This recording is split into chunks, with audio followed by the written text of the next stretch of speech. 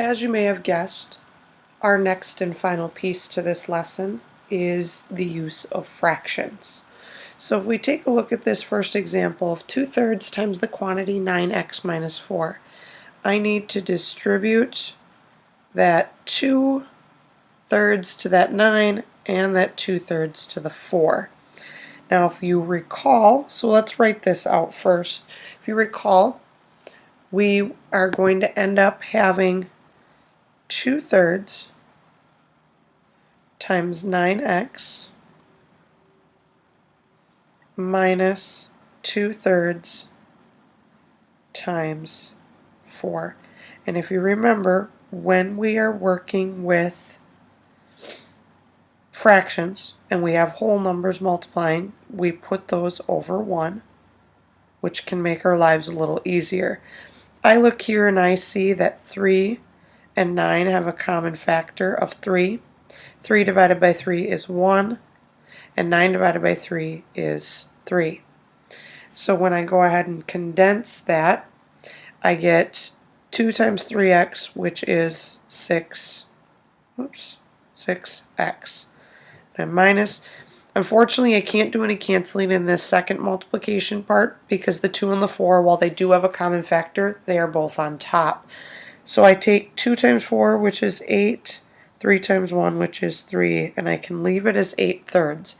If I want to, I can change that, and I know that 3 goes into 8 twice, which would give me 6x minus 2 and 2/3, and either of these would be a viable answer.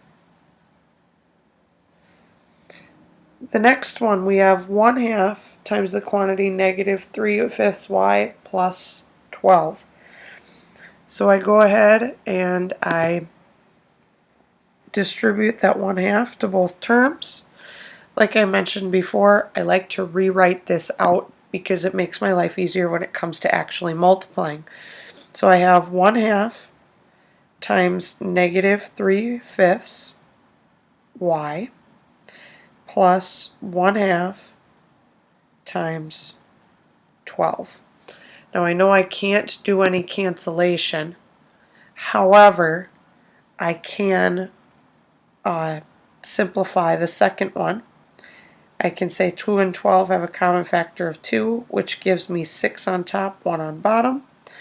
Now on the first one, negative times a positive is negative. 3 times 1 is 3. 2 times 5 is 10.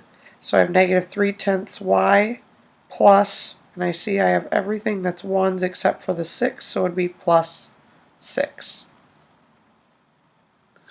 Your job now is to go ahead and complete the U-try problems that you see in front of you for tomorrow for class, and do not forget to write your summary.